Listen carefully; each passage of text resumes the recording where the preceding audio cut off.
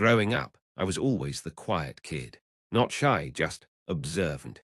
I liked listening more than speaking, thinking more than reacting. But the world doesn't always value quiet people. So instead of understanding me, they labeled me. Weird, awkward, too quiet to be normal. And for years, I believed them. I didn't realize the strength I had until life forced me to use it. In school, silence was treated like a flaw. Teachers praised loud kids for participation. Classmates assumed I had nothing to say, and I got used to people speaking over me, answering for me, or worse, ignoring me completely. At home, it wasn't much better. My parents were loving but loud. Big emotions, big opinions. I felt like a shadow in a house full of fireworks. Speak up, they'd say. Don't be so quiet, they'd joke at family dinners. Every time I tried, I was either cut off or misunderstood. So I stopped trying. I found refuge in books, sketchpads, and quiet corners. Not because I hated people, but because I hated how I disappeared around them. High school was where the mockery started. Do you even talk? Are you mute? Maybe she's too dumb to speak. I laughed it off, played along. Because when you're quiet, even your pain becomes invisible. I spent years like that, being the quiet one everyone underestimated.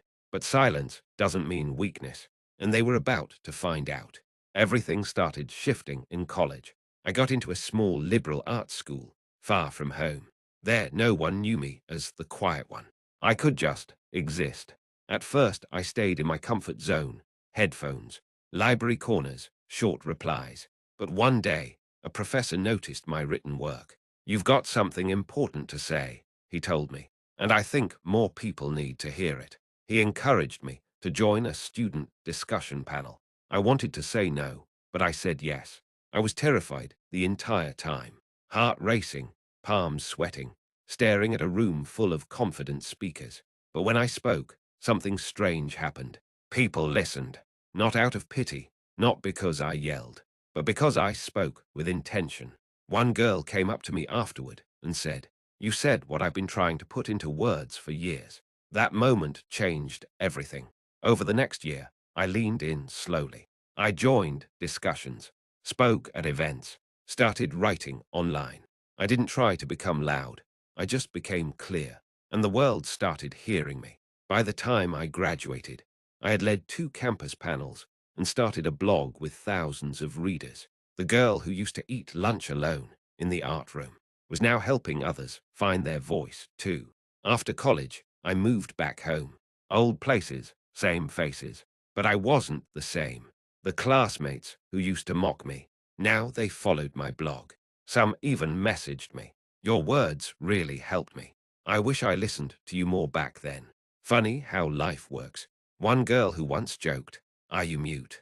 later asked if I could mentor her in writing. I said yes, not for revenge, but because I knew how it felt to be overlooked. I now work as a writer and speaker. Ironic, right? The quiet girl who was told she was too soft now makes a living through her voice. But here's the thing. I didn't become someone else. I just stopped apologizing for being who I always was. If you're quiet, that's not a flaw. It's a form of strength. The world may not understand you at first, but don't shrink yourself to fit the noise. Because when you finally speak with your real voice, the right people will hear you.